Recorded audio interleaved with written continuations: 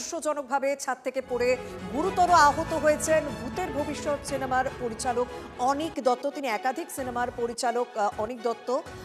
তার অবস্থা কিরকম জানাবেন আমাদের প্রতিনিধি ভাস্বতীর সঙ্গে রয়েছেন। ভাস্বতী, শারীরিক অবস্থা কিরকম তার? আমরা যেটা জানতে পারছি যে ছাদ থেকে তিনি পড়ে যান এবং অত্যন্ত ক্রিটিক্যাল অবস্থা তখনই ছিল।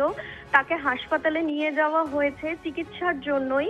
সেখান থেকে এখনো কিছু ঘোষণা করা হয়নি, তবে অত্যন্ত সংকটজনক অবস্থা ছিল এবং আরো কোনো খারাপ খবর আসতে পারে কিনা সেইটা খতিয়ে দেখা হচ্ছে। তবে এখনো হাসপাতালের তরফে এই বিষয়ে কিছু জানানো হয়নি। কিভাবে পড়ে গেলেন ছাদ থেকে দুপুরের দিকে, সেইটা কোনো রকম তথ্য পাওয়া যাচ্ছে পারিবারিক সূত্রে?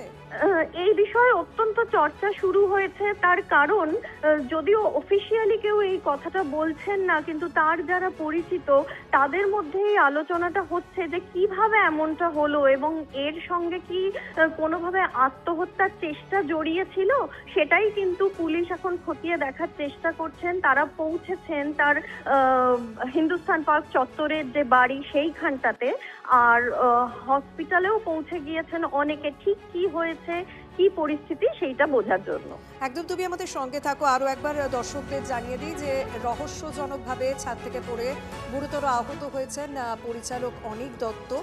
সংকটজনক অবস্থায় হাসপাতালে ভর্তি করা হয়েছে তাকে।